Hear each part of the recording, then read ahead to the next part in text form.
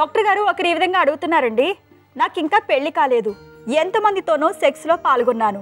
వీళ్ళల్లో కొందరు వేశ్యలు, మరికొందరు ఫ్యామిలీ లేడీస్. వీళ్ళల్లో సెక్స్ అనుభవం ఒక్కొక్కళ్ళ దగ్గర ఒక్కోలా అనిపించింది.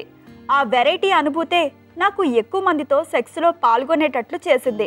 నాకు తగ్గట్లుగానే స్త్రీలు కూడా దొరికారు. పెళ్ళైన తర్వాత నేను నా భార్య ఒక్కరితోనే ఉండగలనా, లేక వెరైటీ కోసం ఇతర స్త్రీలతో సంబంధాలు పెట్టుకుంటానా తెలియకుండా ఉంది. పెళ్లి కాకముందు అలా సరిపోయింది, కానీ పెళ్ళైన తర్వాత గొడవలు వస్తాయి కదా. నా ప్రవర్తనలో మార్పు రావడం ఎలా? ఒక్క భార్యతోనే సెక్స్ సుఖం పరిమితం చేసుకోవడం ఎలా? నాకు సరైన సలహా ఇవ్వగలరు అంటూ అడుగుతున్నారు. అంటే ఆయన అనుకోవడం పెట్టుండండి. నేను భార్యతోనే నేను కన్ఫైన్ ఉండాలి, ఒక భార్యతోనే ఉండాలి అని అనుకుంటే ఉండగలరు. ఎందుకంటే అందరూ అంటలేదా ఈయన ఒకనే స్పెషల్ ఏంటి? మామూలుగా పెళ్లి కాకముందు తిరుగుతారు కొంతసార్లు మంది.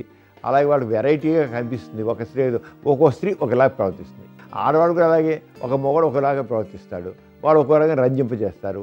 అందుకని లేడీస్ అయినా ఎక్స్ట్రా మ్యారిటల్ కాంటాక్ట్స్ అయినా అంతే, మగవాళ్ళైనా ఎక్స్ట్రా మ్యారిటల్ కాంటాక్ట్స్ అయినా అంతే. ఇద్దరు ఒకటే, సంథింగ్ డిఫరెంట్గా ఉంటుంది. ఒక మనిషి ఒక రకంగా మాట్లాడతాడు, ఒక రకంగా వ్యవహరిస్తాడు, ఒక రకంగా చేస్తుంటాడు.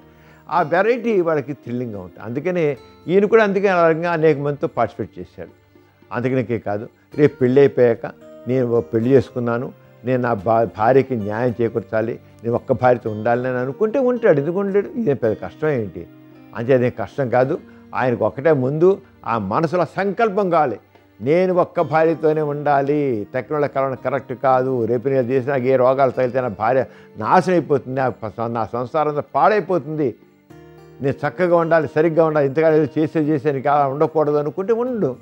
నేను ఉండలేమో నెగిటివ్ థాట్ ఉండకోసం లేదు, నేను ఉండాలి అని కూడా ఉంటాడు. అంతే.